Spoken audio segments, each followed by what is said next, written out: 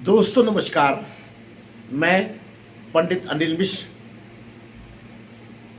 आज आपके लिए एक बहुत ही विशेष भेंट लेके आया हूँ। और ये भेंट इसलिए इम्पोर्टेंट है क्योंकि ये महीना अपना आज 1 अप्रैल है। और 1 अप्रैल के दिन में आज मैं बहुत क्षुब्ध हूँ क्योंकि लोग अप्रैल फुल अभी भी मना रहे हैं, जो कि हमें बिल्कुल नहीं मनाना चाहिए। दूसरी बात, प्रसन्न भी हूँ कि अब हमारा नया वर्ष विक्रम संवत 9 अप्रैल को प्रारंभ होने वाला है और हम नए वर्ष में प्रवेश करेंगे। तो आज मैं अपने जो पाठकों के लिए जानकारी लाया हूँ, मैं आपको बताऊंगा ईस्वी संवत क्या होता है, विक्रम संवत क्या होता है, शक संवत क्या होता है और मोमेडियंस का हिजरी संवत क्या होता है, और इसको अपन कैसे याद रख सकते हैं। जैसे आपको जो ईस्वी सन है, आपको मालूम है कि ये 2024 चल रहा है।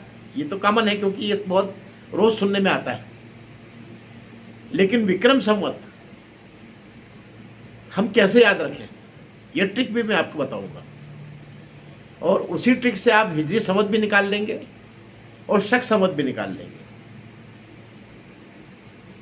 कि इस समय कौन से संवत और कौन से सन और कौन से कैलेंडर चल रहे हैं।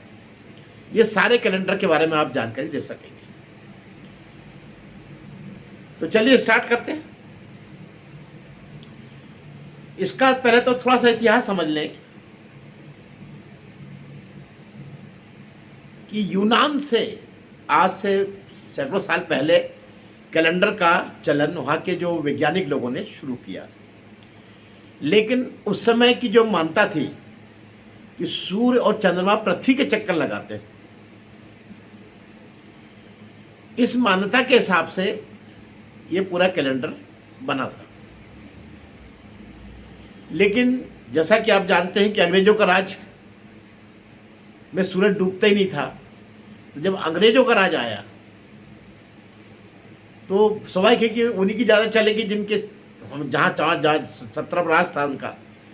तो उन्होंने ईसा मसीह को माना कि ये ईसा मसीह के जन्म से ही हम कैलेंडर मानेंगे। और उसको भी मानने के लिए उन्होंने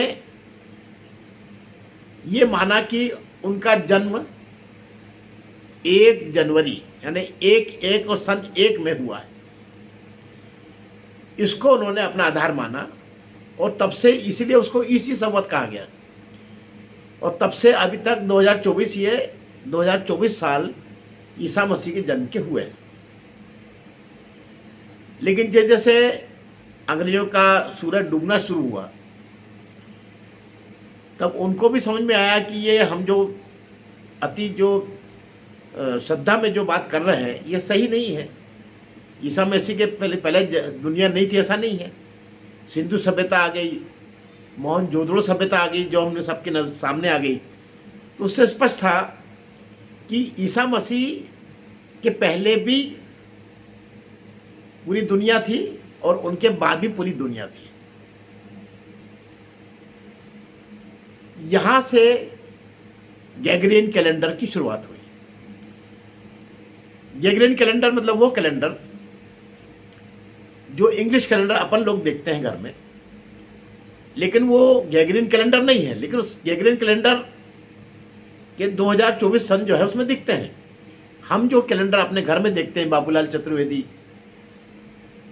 ये कैलेंडर पंचांग है, जिसमें लोगों की सुविधा के लिए ग्रेगोरियन कैलेंडर भी दिया है। ग्रेगोरियन कैलेंडर वो है जो अंग्रेजी कैलेंडर, इसको कि हम अभी 2024 सन निकालते हैं सॉरी। तो ये जो बाबूलाल चतुर्वेदी वाला जो कैलेंडर है उसमें आपको ग्रेगोरियन कैलेंडर भी दिया है, ईस्वी वाला भी दिया है, और उसमें जो विक्रम संवत वाला जो कैलेंडर है वो भी दिया है।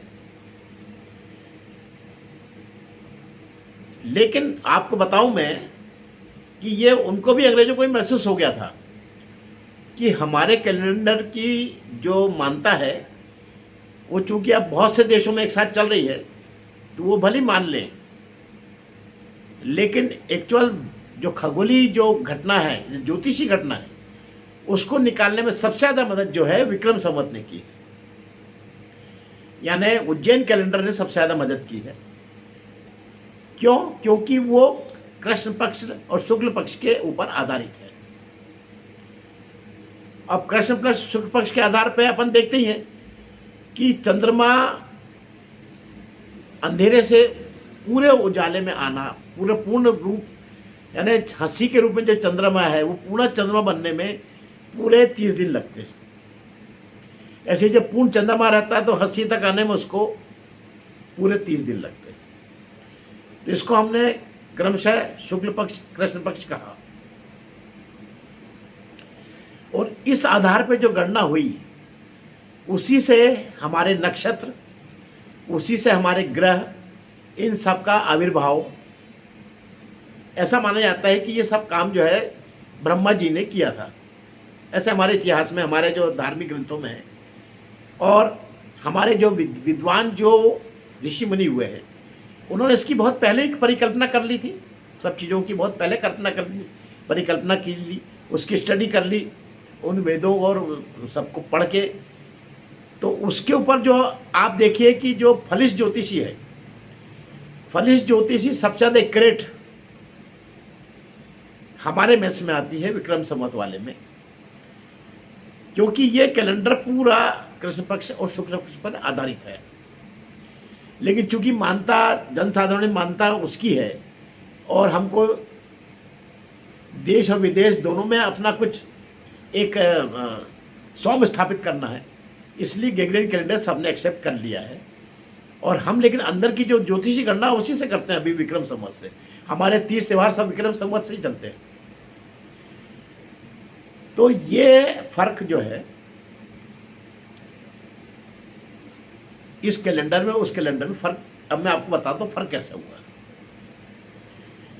मान लीजिए हम मान लीजिए हम एक लाइन खींचते हैं, उस लाइन के सेंटर में हम मानते हैं कि ईसा मसीह का जन्मदिन 1 और 1 यानी 1 जनवरी और सन 1 में हुआ। तो उस पॉइंट पे हम ईसा मसीह को मानते हैं कि हाँ ईसा मसीह का ये समय है। तो उससे पीछे जो समय चला उसको अगर हम बांटते हैं 100, 200, 300, 500 साल में, और उनके बाद जो समय चला उसको भी बांटते हैं 100, 200, 300, 500 समय में। इन भागों में बांट देते हैं मान लीजिए। तो ईसा मसीह के 57 साल पहले, ईसा मसीह के जन्म के 57 साल पहले विक्रमादित्य का रास्ता, जहाँ से विक्रम संवत का प्रादुर्भाव हुआ, जो कि स्वयं विक्रमादित्य ने स्वयं किया था। इतने विद्वान थे वो। अब सीधी सी बात है, अगर विक्रम संवत निकालना है आज का, तो जो ईसा मसीह का सन है आज, ईसा मसीह का सन क्या है 2024, जो हम आम लोग आम इसमें भाषा में इस्तेमाल करते हैं। उसमें अगर अपन उस 2024 जो अभी चल रहा है ईस्वी संवत, यानी ईसा मसीह का संवत जो चल रहा है, उसमें 57 वर्ष जोड़ देंगे तो विक्रम संवत निकल जाएगा। तो हम 2024 में 57 वर्ष जोड़ते हैं तो 2081 होता है। यानी इस समय जो विक्रम संवत चल रहा है 2081 है। बड़ा आसानी से आप निकाल लिया आपने। इसी प्रकार हम दूसरे संवत भी निकाल सकते हैं। कैसे? जैसे आप अगर शक संवत लेते हैं, शक संवत जो है ईसा मसीह के जन्म के 78 साल बाद हुआ है, प्रादुर्भाव हुआ उसका, शक संवत का। हमारे विद्वानों ने निकाला था। अगर आपको शक संवत देखना है अगर, तो आपको जो ईसा मसीह का जो वर्तमान संवत चल रहा है 2024, उसमें से अगर आप 78 वर्ष हटा देंगे, क्योंकि ईसा मसीह के जन्म के 78 वर्ष बाद ये स्टार्ट हुआ था, तो 2024 में अगर 78 वर्ष घटा देंगे तो शक संवत निकल आएगा। तो वो अगर हम निकालते हैं तो इस समय 1946 चल रहा है वो, तो शक संवत हुआ 1946। इसी प्रकार जो हिजरी संवत जो है वो ईसा मसीह के जन्म के 622 वर्ष बाद चालू हुआ है।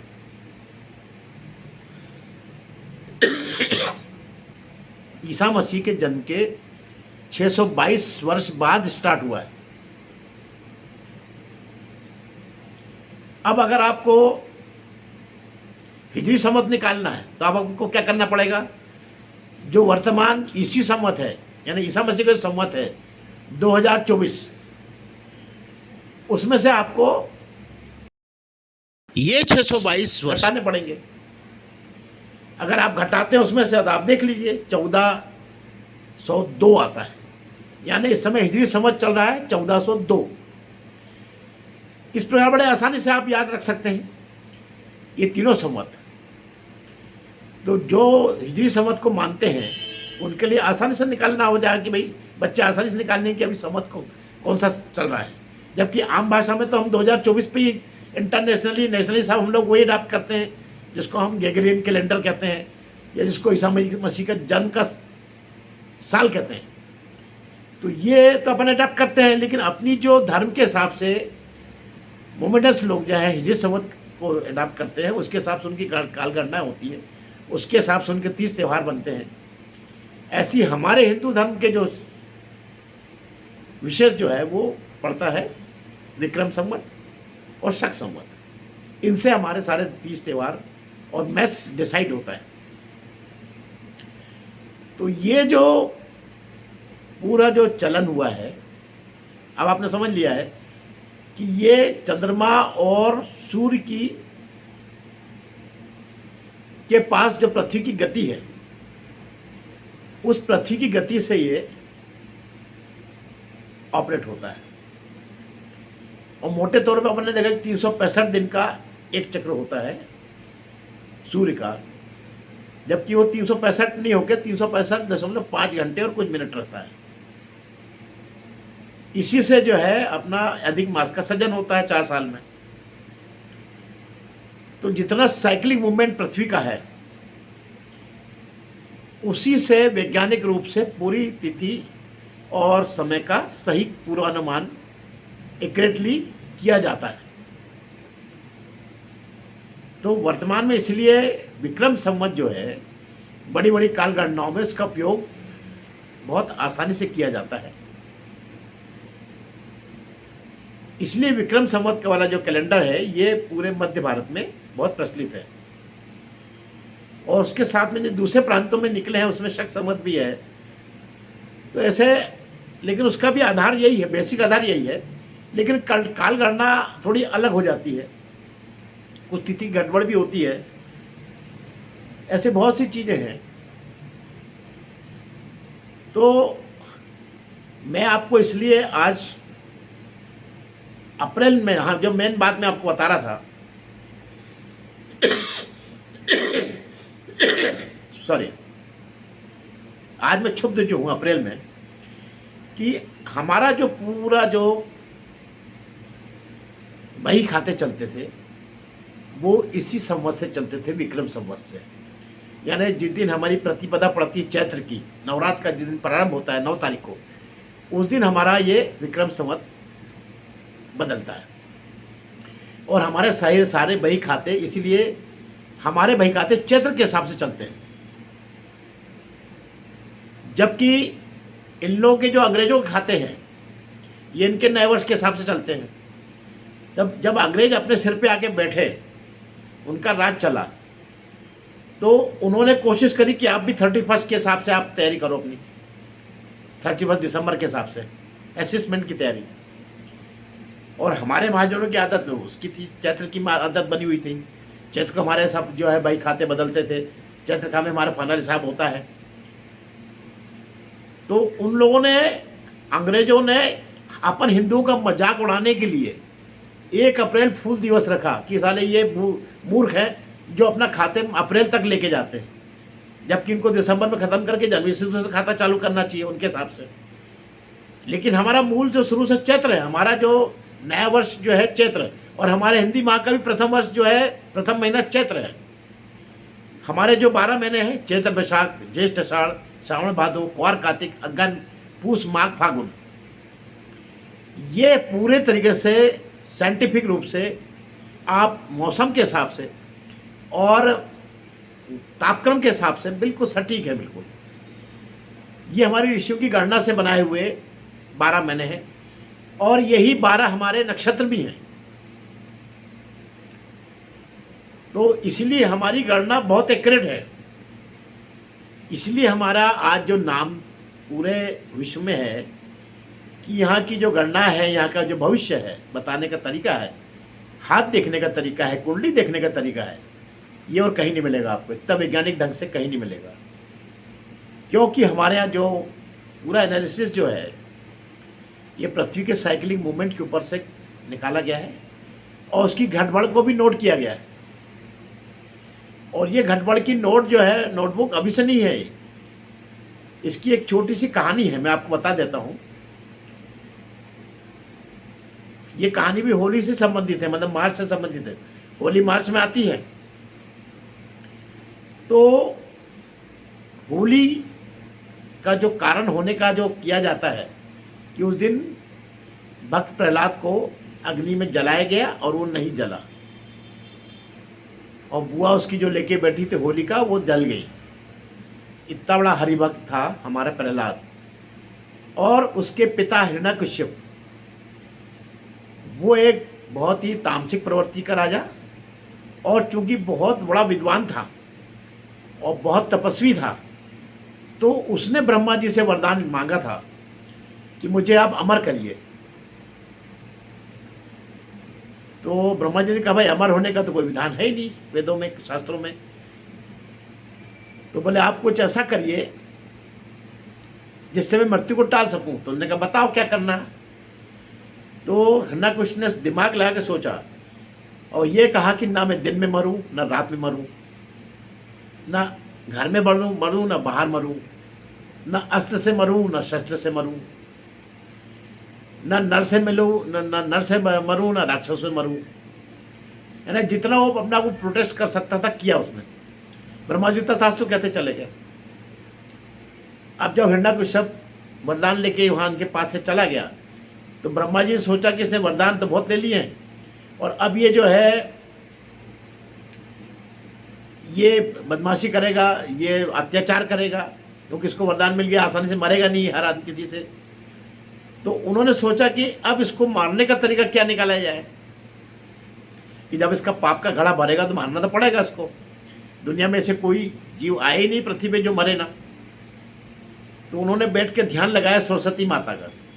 सरस्वती माता उनके अवचेतन मन में उनकी गुरु के रूप में बैठी हैं। कुछ लोग उनकी पत्नी कहते हैं, लेकिन वो भ्रांति है। उनकी पत्नी सावित्री और गायत्री 2 हैं, और सरस्वती उनके अवचेतन मन में उनके मार्गदर्शिका के रूप में हमेशा विराजमान रहती है। तो उन्होंने उनका ध्यान किया। तब ब्रह्मा जी को ये ज्ञान मिला कि पृथ्वी का जो साइक्लिक मूवमेंट है, उस मूवमेंट को थोड़ा सा टिल्ट करना पड़ेगा। और टिल्ट करने से क्या हुआ कि जो 365 दिन में एक चक्कर लगता था सूर्य का, पृथ्वी का, वो 365.5 घंटे हो गया, 5 घंटे कुछ मिनट। ऐसा वो 4 साल में मिलके इसका फर्क लगातार बढ़ता गया, और 1 महीने के रूप में वो उसका रिजल्ट आया, जिसको अधिक मास कहा गया, मल मास किया, खल मास कहा गया। तो जब हिरण्यकश्यप को मारा गया तो वो समय वही खल मास था। यानी ये भी हो गया कि 12 साल के 12 मास में नहीं मारा। फिर उसको उन्होंने गेट पे मारा, ना अंदर ना बाहर। यानी उस बिल्कुल मेन गेट था उसके देहरी के ऊपर बैठकर मारा गया। फिर वो ना पुरुष मारे ना राक्षस मारे, इसलिए उन्होंने नरसिंह अवतार लिया। न अस्त्र से मरे न शस्त्र से मरे, इसलिए उन्होंने अपने नाखून से उसका पेट छीना, तोड़ दिया। तो जो जो उसने वरदान के जो अपने मांगे थे, उन सब के लिए उसमें उसी प्रकार का विधान उत्पन्न करके उसका मर्दन किया गया। तो इस प्रकार से मतलब ये 2-3 चीज़ें हैं इस महीने में। और इसलिए प्रतिपदा के दिन, चैत्र की जो नवरात्र है, चैत्री नवरात्र की प्रतिपदा के दिन हम अपने नए वर्ष का आगमन एक्सेप्ट करते हैं, मानते हैं। और उस दिन बहुत सी बड़ी बड़ी घटनाएं हुई हैं, अच्छी घटनाएं, तो वो अपन सब आगे लेंगे। अगले एपिसोड में अपन जब नवरात्र का एपिसोड बनाएंगे तो उसमें से मैं आपको डिटेल बताऊंगा। अभी के लिए इतने पर्याप्त है। अब आप समझ गए होंगे कि कैलेंडर हम कैसे देख सकते हैं। आप अगर आप लोग भूल गए हो तो फिर से समझ लीजिए कि 2024 ईस्वी कैलेंडर है, ग्रेगोरियन कैलेंडर कहलाता है ये। उसके 57 वर्ष पूर्व विक्रम संवत था, इसलिए 57 वर्ष उसमें अगर जोड़ देंगे अपन तो अपना विक्रम संवत निकल जाता है। शक संवत जो है 78 साल बाद हुआ था ईसा मसीह के, तो अपन 2024 में 78 साल घटा देंगे तो शक संवत निकल जाता है। और हिजरी संवत जो है ईसा मसीह के जन्म के 622 वर्ष बाद हुआ था। अगर हम 622 अपने 2024 में से घटा देते हैं तो आज हिजरी संवत निकल जाता है। तो हिजरी संवत चालू होने वाला है 9 तारीख को 1402, ठीक है। और शक संवत चालू होने वाला है 1946। और विक्रम संवत चालू होने वाला है क्या 2081। याद कर लीजिए आप, और नहीं से याद आएगा तो ये जोड़ के कर लीजिए, 3 चीज़ याद कर लीजिए आप। इनका जब हुआ है 57 वर्ष पहले विक्रम संवत का हुआ है, 78 वर्ष ईसा मसीह के 78 वर्ष बाद जो है शक संवत का हुआ है, और हिजरी संवत का 622 वर्ष बाद हुआ है। तो इनको घटा देंगे तो इनके संवत निकल जाएंगे। और विक्रम संवत में आपको जोड़ना पड़ेगा क्योंकि वो उनके पहले से था, तो वो पहले से वो 2024 में 58 वर्ष जोड़ेंगे उसमें। अब आप समझ गए ये डिफरेंस। ये नए बच्चों के लिए ये जानकारी बड़ी उपयोगी है।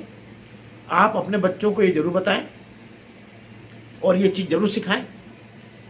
और अगर आपको कोई भी इसमें कोई शंका हो तो आप मेरे को कमेंट्स में लिखें, आप मेरे को फ़ोन कर सकते हैं। मैं आपकी सभी शाही शंकाओं का समाधान करूंगा। और हमने जो अपने बच्चों के साथ जो गलती करी है, हमने उन्हें इंग्लिश स्कूल में पढ़ाया, उनको वर्तमान युग के हिसाब से खड़े होने के लिए, तैयार होने के लिए बनाया, लेकिन हम घर में उनकी जो एजुकेशन भूल गए, जो एजुकेशन हमको अपने सनातन धर्म की देना था वो हम भूल गए। तो मैंने वो बीड़ा उठाया है। आपका सिर्फ काम ये है कि इस जो मेरे एपिसोड को आप ज़्यादा से ज़्यादा लाइक करिए, शेयर करिए, और आपके जितने व्हाट्सएप ग्रुप में हैं उसमें इस कमेंट्स के साथ भेजिए कि वो भी अपने व्हाट्सएप ग्रुप जिसको आप भेज रहे हैं वो भी अपने व्हाट्सएप ग्रुप जो उनके साथ जुड़े हैं उनमें ये शेयर करें। तो इस प्रकार ये मल्टीपल होकर हर बच्चे तक पहुँचे, हर महिला तक पहुँचे, हर युवक तक पहुँचे, हर आदमी तक पहुँचे। अच्छे अच्छे लोगों को ये जानकारी नहीं है और ना इसका वो जानने का कोई बड़ी उत्सुकता रखते हैं।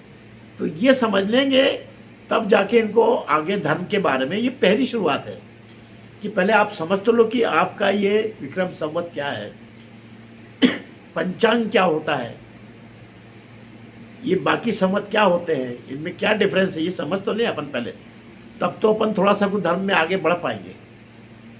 अभी आप देखिए हर चीज़ में 2 तिथि पड़ती है त्यौहार में।